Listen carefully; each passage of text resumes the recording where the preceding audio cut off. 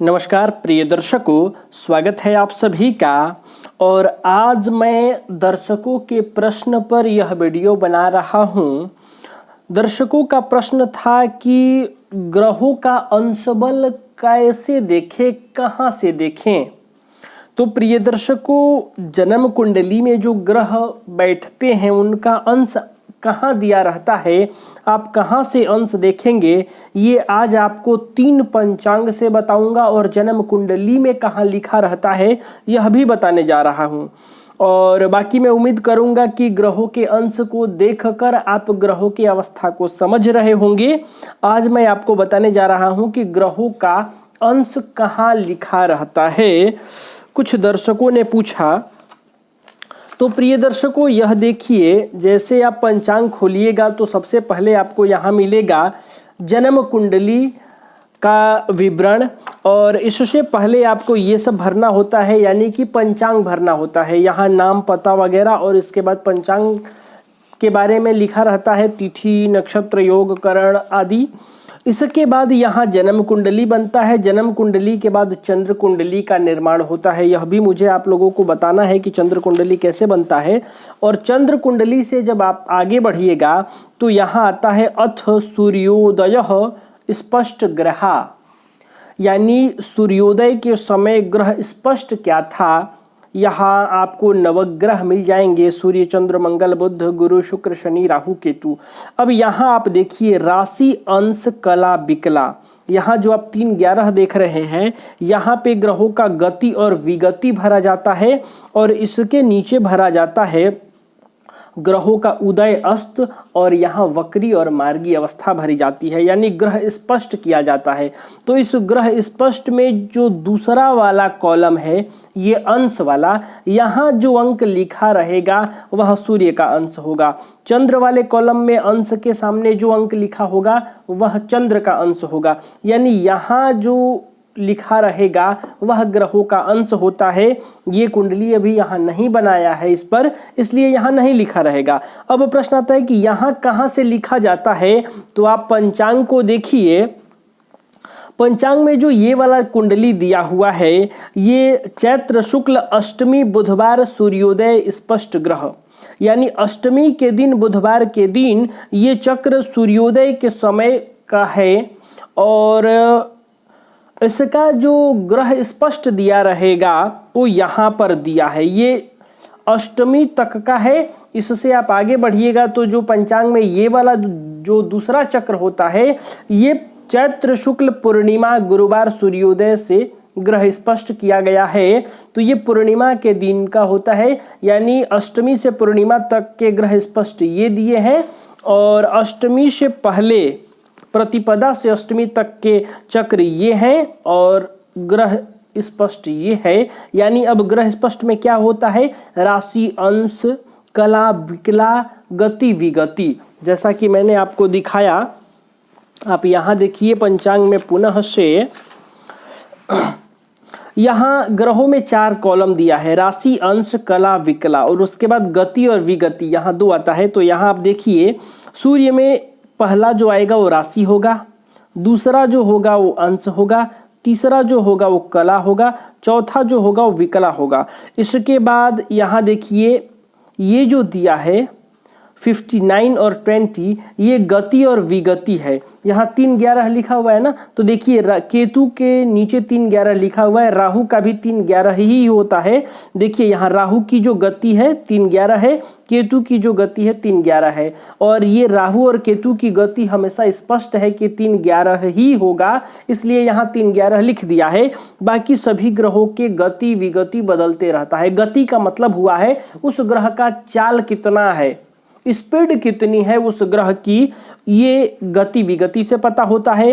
राशि से स्पष्ट होता है कि वह ग्रह किस राशि पर है, अंश से स्पष्ट होता है कि वह ग्रह कितने अंश का है, और उस अंश से आगे का कला और विकला होता है।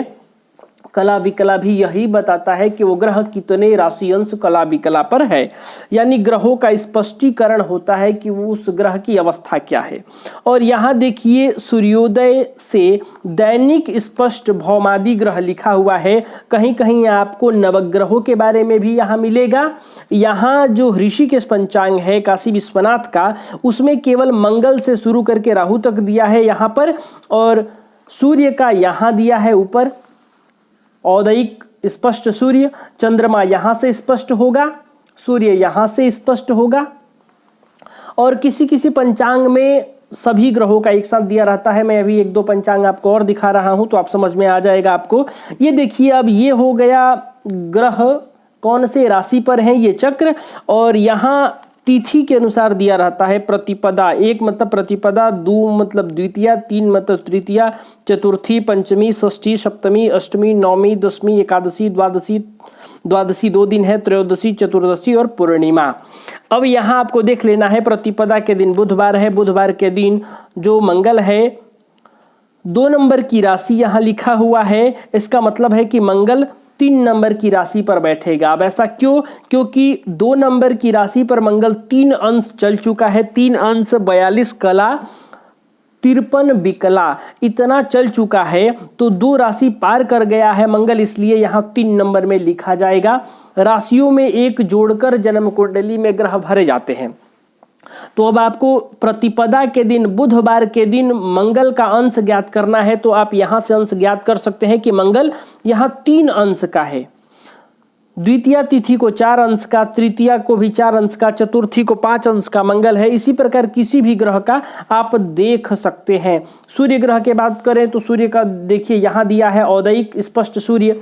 सूर्य 11 नंबर की राशि पर है, यहाँ 6 अंश पर है, यानी जो दूसरा कॉलम होगा वो अंश का होगा, राशि के बाद अंश। यहां देखिए तो ये राशि है, ये अंश है, ठीक है। अष्टमी के दिन सूर्य 13 अंश पर है, चंद्रमा 25 अंश पर, मंगल 6 अंश पर है, यानी अष्टमी के दिन। इधर आइएगा तो ये पूर्णिमा के दिन मंगल 10 अंश पर है, यानी दूसरा वाला कॉलम जो होगा वह अंश का होगा। आप यहां से अंश देख सकते हैं।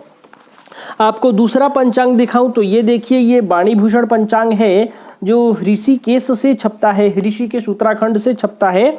यहाँ औदयिक ये पंचांग जो है 2018 का है मेरे पास पड़ा हुआ। औदयिक सूर्यादि दैनिक ग्रह स्पष्ट व गति कला विकला, यानी कला विकला भी इसमें दिया गया है, गति विगति भी दिया गया है, और दैनिक ग्रह स्पष्ट है। डेली का सूर्योदय सूर्यादि दैनिक ग्रह स्पष्ट है। औदयिक यानी सूर्योदय के समय का। यहाँ देखिए, यहाँ स्पष्ट रवि, गति गति विगति दोनों आ जाएगा इसमें। स्पष्ट चंद्र, स्पष्ट भौम, यहाँ गति हो गया। स्पष्ट बुध, स्पष्ट गुरु, गति हो गया। स्पष्ट शुक्र, स्पष्ट शनि, स्पष्ट राहु। केतु का नहीं दिया है क्योंकि राहु से ठीक 7वें घर में केतु होते हैं, और जिस अंश पर राहु है उतने ही अंश पर केतु भी मिलेगा। जिस कला और विकला में राहु है उसी कला और विकला पर केतु भी मिलेगा। जो राहु की गति होगी वही केतु की भी गति होगी, केवल राशि बदल जाएगा। जिस राशि पर राहु होगा उससे 7वें राशि में ही केतु होंगे। जैसे देखिए, यहाँ 4 नंबर में राहु है, यहाँ 4 नंबर में राहु है, तो राहु से ठीक 7वें घर में केतु होगा, यानी 4 से जोड़िए 1 2 3 4 5 6 7, 10 नंबर की राशि पर केतु होगा। और राशि के बाद अंश, कला, विकला, गति विगति इन दोनों ग्रहों का सेम होगा। तो यहाँ आपको सभी ग्रहों का औदयिक सूर्यादि दैनिक ग्रह स्पष्ट मिल जाएगा, गति विगति कला विकला के सहित। तो यहाँ भी जो दूसरा वाला कॉलम होगा, पहला राशि होगा, दूसरा अंश होगा, तीसरा कला, चौथा विकला होगा। इसके बाद गति में पहला वाला गति होगा, दूसरा विगति होगा। तो आपको दूसरे वाले कॉलम पर देख लेना है कि राशि के नीचे जो दिया है वह अंश है। यहाँ आपको तिथि और यहाँ वार मिल जाएगा। जिस तिथि का जिस वार के दिन का देखना है, आप दूसरा देख सकते हैं कि ग्रह कौन से अंश पर है। आपको दिवाकर पंचांग दिखाऊं तो यहाँ देखिए, दिवाकर में भी आपको उसी प्रकार से मिलेगा। अष्टम्याम ग्रह स्पष्ट प्रातः 5:30 पर, ये 7 अप्रैल के हैं। यहाँ भी आपको सभी ग्रहों का मिल जाएगा, राशि, अंश, कला, विकला, गति, विगति। और यहाँ जो मैं बता रहा था आपको कि कुंडली में जो भरा जाता है मार्गी वक्री उदय और अस्त वाल्या, तो यहीं से देखकर भरा जाता है।